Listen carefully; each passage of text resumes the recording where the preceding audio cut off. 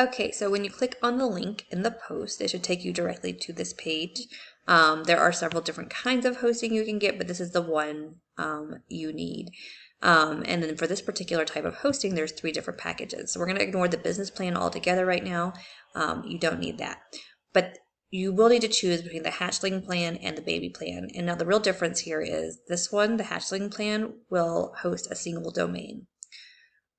The baby plan will allow you to have unlimited domains. So, for example, I have my basic website, which is juliedack.com. And then I also have a completely separate website that houses the course that I offer, vaskillslab.com.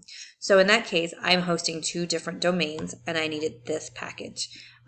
If you're only going to have one domain, one website, you know that you're good, like you have no reason to need an additional website, then this would probably work just fine for you. And if it doesn't, and at some point in the future you realize you need the ability to host more than one domain, you can always upgrade. But if you have any inkling at this moment that you know it might be a good idea to go ahead and have the ability to have unlimited domains, you know, in some cases might be if you do websites and you want to have demo sites, or if you have several different pieces to whatever you're doing, or you just want options, then it's definitely not going to hurt to go ahead and go with the baby plan. And so that's what I have never purchased the hatchling plan, because going into it I knew I would always need the multiple domain option. And so when you choose which plan you want, you go ahead and click buy now.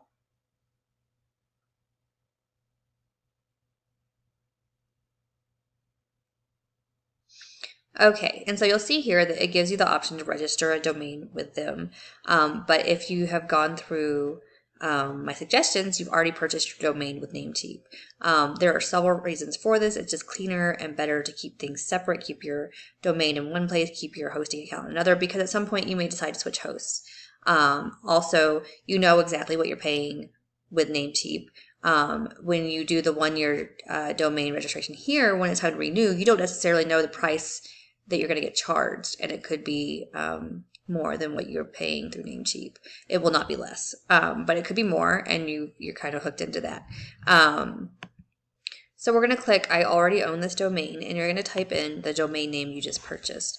I'm going to go ahead and just use my current domain name that I already use and own,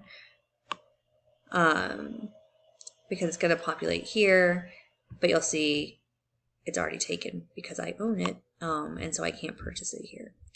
Now we're going to come down to choose a hosting plan.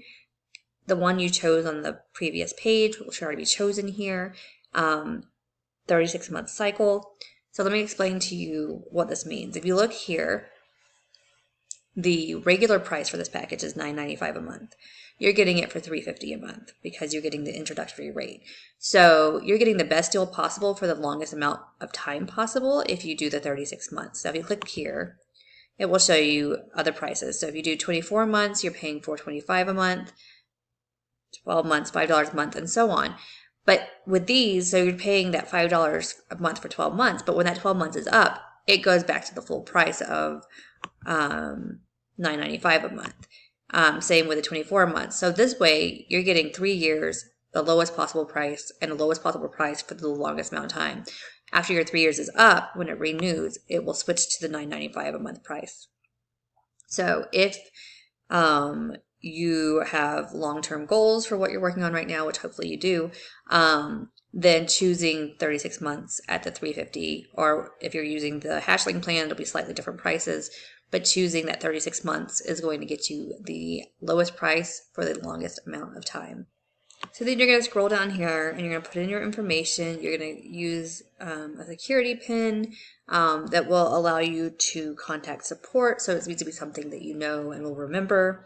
Enter your billing information, and then come down here to add additional services. You do not need any of these. So you need to come through and uncheck everything they have here, because you do not need any of these things. There are other ways to have backups done that is cheaper than this. You don't need the professional email.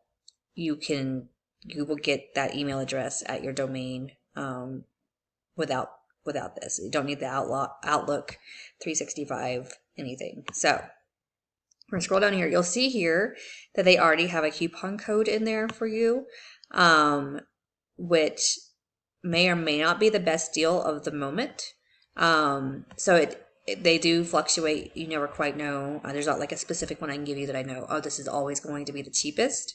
And so as of right now, it appears that this particular coupon code that they put in for you is actually going to get you the lowest price. If you have any Chrome extensions like Honey that will find coupon codes for you, you can run it through Honey and see if a new one pops up that gives you a bigger savings. You can Google, see if there's a current one that might give you more savings. It's kind of a trial and error thing to see if they work.